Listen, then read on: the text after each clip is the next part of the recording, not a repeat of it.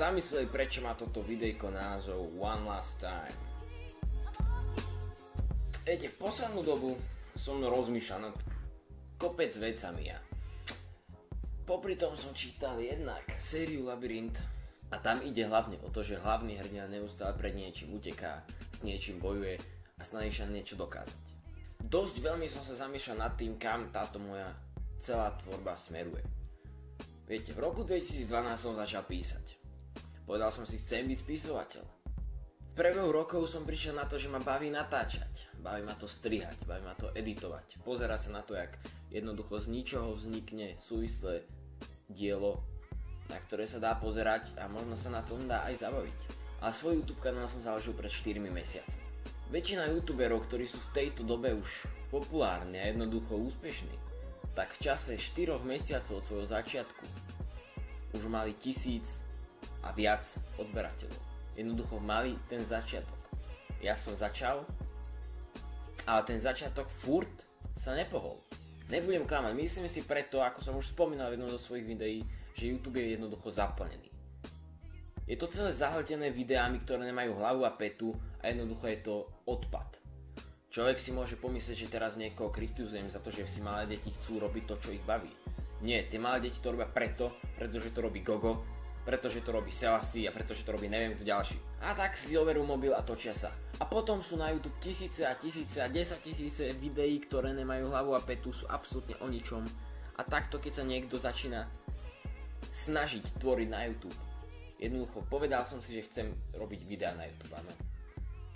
Povedal som si, že chcem tak zverejňovať svoju tvorbu, čo sa týka kníh, teda písania. Vytvoril som si vlastný obsah, začal som si vytvárať náhľady, začal som si vytvárať série, fakt som makal na tom, aby to bolo zostrihané pekne. A môžete si všimnúť, že od tých 4 mesiacov, čo som začal s prvou White Man Show a prvým White Vlogom, sa tá kvalita videí trošičku posunula jednak v tom, že to je lepšie zostrihané a videá začínajú v poslednej dobe mať väčší zmysel. Cez víkend vyšlo video Zmena. Respektíve sfilmovaná básnička, ktorú som napísal za týmto účelom, že tento kanál by mal začať k niečomu smerovať. Lenže začal som si uvedomovať, že príliš veľa času venujem videám, ktoré sa nikam z hľadiska divákov neposúvajú a moje knihy jednoducho stagnujú. Takto keď si človek vyberie činnosť tvorenia, jednoducho musí ísť za tým, že chce tvoriť. Musí si za to svojou cestou, ale ja som sa vybral hneď niekoľkými cestami. Začal som písať, potom sa k tomu pridal točenie. Nehovoriac o tom, že popri škole a ostatných aktivitách jednoducho ten čas sa rozuteká a potom nič z toho, čo robíte, nerobíte poriadne. Teda začal som nad tým premýšľať hlbšie. Cez víkend som mal plány o tom, ako zmením tento YouTube kanál, aby to začalo naberať. Lenže to nie je to, čo som chcel robiť vtedy, keď som v roku 2012 si sadol a povedal som si, že idem robiť knihu. Tá kniha je napísaná a čaká na vydanie. A teraz bude potrebovať všetku moju snahu na to, aby konečne uzrela svetlo sveta a mohla sa začať predávať. Či už to bude mať úspech, alebo to nebude mať úspech, jednoducho musím sa snažiť k tomu, aby to ten úspech malo. A jednoducho popri videách a popri tých ostatných činnostiach sa to jednoducho nedá. Nedá sa to spraviť tak, aby každá z tých činností mala zmysel, hodnotu a aby som mal na to čas, aby to bolo kvalitné. Preto v posledných pár dňoch sa to vo mne tak rozbije. V jeden deň som chcel, aby sa ten YouTube začal rozvíjať viacej a dnes som rozhodnutý, že s YouTubeom jednoducho skončím. Tvorba videí ma jednoducho bavila, aj ma stále baví ma editovanie, baví ma strihanie, baví ma celá tá činnosť okolo toho. Lenže keď to prestáva, alebo respektíve ani nemalo nejaký veľký dosah na ľudí, tak je to absolútne zbytočné. Pre tých pár ľudí zo školy, z rodiny a podobne, čo si to pozrú, to je síce veľmi pekné, ale nepotrebujú to k životu natoľko, aby som s tým pokračoval ďalej a jednoducho každá z tých mojich činností bude na prd. Teda veľké díky patrí každému, kto ma v tom podporoval, každému, kto mi poskytol nejakú tú pomoc. Či už je to Viktor, ktorý mi poradil záznamník zvuku, aby tie videá boli kvalitnejšie. Či už je to Linda, ktorá mi požičala statív a svoju zrkadlovku na to, aby tie videá mohli byť kvalitnejšie.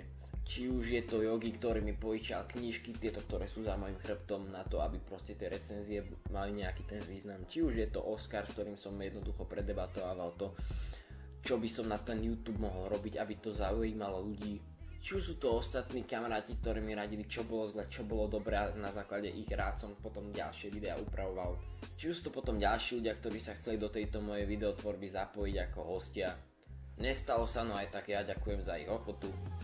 Toto sú pomerne vážne veci pre mňa, keďže vidím, že youtuberi jednoducho sú youtuberi a to je ich činnosť, ktorá ich jednoducho naplňa natoľko, že ich to začalo živiť, že sa ich v tom začalo dariť a jednoducho venujú všetok čas tomu YouTube. Lenže pri mne to neplatí.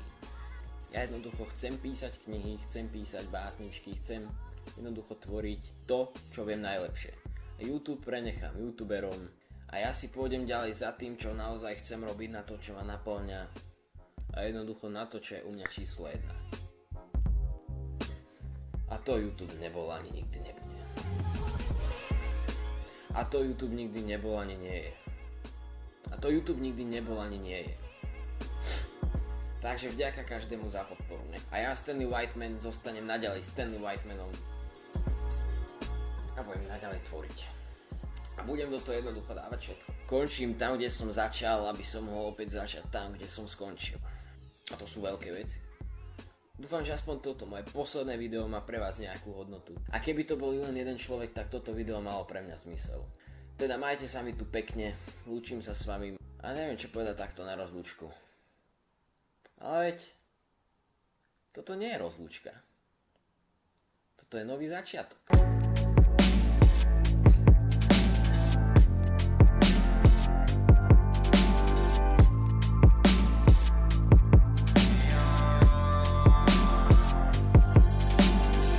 Ja nikdy neprestanem svietiť a z tej tmy znova vstanem. Ja nikdy neprestanem liečiť tou muzikou, čo hrávam. Svieti vám, keď ju máš, nikdy nejsi sám. Dýchaj, počúvaj, pred nocou nikdy necúvaj. Tak to je, svetlo je všetko, jedno je nádej na zemi, ideš za ním si chránený.